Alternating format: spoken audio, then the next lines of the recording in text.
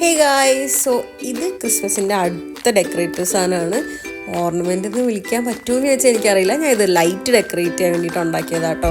So ഇതുണ്ടാക്കാൻ വളരെ എളുപ്പമാണ്. ഞാൻ ഉണ്ടാക്കിയതിൽ ഏറ്റവും എളുപ്പം ഇതുണ്ടാക്കാനാണ്. സോ ഒബ്വിയസ്ലി ക്രിസ്മസ് ആയതുകൊണ്ട് റെഡ്, ഗ്രീൻ, വൈറ്റ് ഈ 3 കോമ്പിനേഷനിൽ ചെയ്യാമെന്ന് വിചാരിച്ചു. റെഡ് ചാർട്ടിന് 10 രൂപ, ഗ്രീൻ ചാർട്ടിനും സെയിം, വൈറ്റിനും സെയിം. അങ്ങനെ അത്രേ ഉള്ളൂ അതിൻ്റെ ചിലവ് എന്ന് പറഞ്ഞു കഴിഞ്ഞാൽ. പിന്നെ ഈ ടേപ്പ് ഞാൻ എടുത്തത് അളവ് കിട്ടാനാട്ടോ, സർക്കിൾ വരയ്ക്കാൻ വേണ്ടിയിട്ട്. പിന്നെ ട്വൈൻ ഞാനെടുത്തത് ഒരു കേടായ ഒരു സീരിയൽ ലൈറ്റ് ഉണ്ടായിരുന്നു, അതിൻ്റെ ഞാൻ കട്ട് ചെയ്തെടുത്താണ്. ട്വൈൻ വേണമെങ്കിൽ അത് യൂസ് ചെയ്യാം. പിന്നെ ഗ്ലൂ ഗൺ, പിന്നെ കത്രിക, അത്രേ ഉള്ളൂ.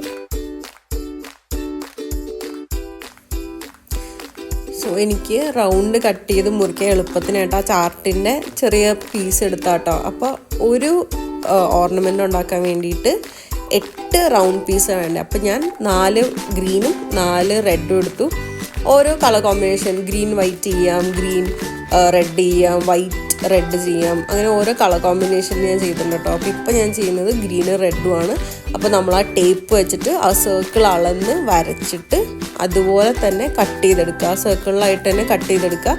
പക്ഷേ എനിക്ക് തോന്നുന്നു ഇത് ഭയങ്കര കഷ്ടപ്പെട്ട പണിയാണ്, ഓരോ സർക്കിളായിട്ട് കട്ട് ചെയ്യുന്നത്. അപ്പോൾ അതിനുള്ള എളുപ്പ വഴിയാണ് 3 ഇതുപോലെ കട്ട് ചെയ്തെടുത്തിട്ട് ഒരുമിച്ച് വെച്ച് കട്ട് ചെയ്യുക. സിമ്പിൾ, നമ്മൾ സാധാരണ കാണിക്കുന്ന ഉടായിപ്പ് വഴി തന്നെ.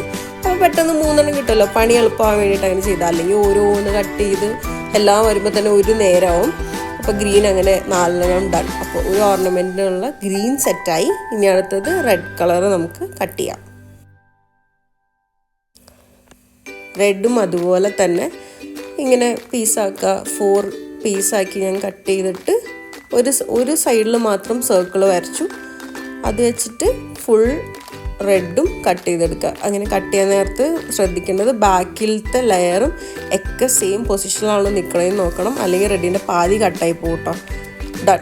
അങ്ങനെ റെഡും കഴിഞ്ഞു, ഗ്രീനും കഴിഞ്ഞു. എളുപ്പ പണി. അങ്ങനെ 8 പീസും വെട്ടിക്കഴിഞ്ഞു. അത് കഴിഞ്ഞിട്ട് ഓരോ റൗണ്ട് പീസിൻ്റെയും സെൻറ്ററിൽ കൂടെ മടക്കുക. ഇപ്പോൾ ചാർട്ട് എപ്പോഴും റോളായിട്ടല്ലേ വരിക. അപ്പോൾ എപ്പോഴും ഈ റൗണ്ട് പീസ് മടക്കാൻ നേരത്ത് ഓപ്പോസിറ്റ് ഡയറക്ഷനിലേക്ക് മടക്കണം, എന്നാലാണ് അത് വിടർന്ന് നിൽക്കുള്ളൂ. അല്ലെങ്കിൽ ഒരുമാതിരി അമങ്ങിയിരിക്കും, അപ്പോൾ കാണാൻ ഭംഗി ഉണ്ടാവില്ല ഉണ്ടാക്കി കഴിയുമ്പോൾ. എന്നിട്ട് ഓരോ പീസ് എടുത്തിട്ട് ഇതുപോലെ ഒട്ടിക്കുക. റെഡ് ഗ്രീൻ, റെഡ് ഗ്രീൻ, അങ്ങനെ 8 പീസ് ഒട്ടിക്കുക.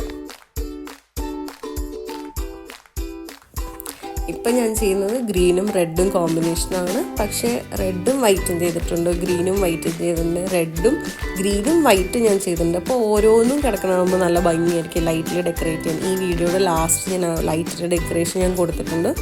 അത് ഡേ ടൈമിലുള്ള വീഡിയോ ആണ്. പക്ഷെ ഞാൻ എല്ലാം കഴിഞ്ഞിട്ട് ഞാൻ നൈറ്റിലൊരു വീഡിയോ വൈകാതെ തന്നെ ഇടാം.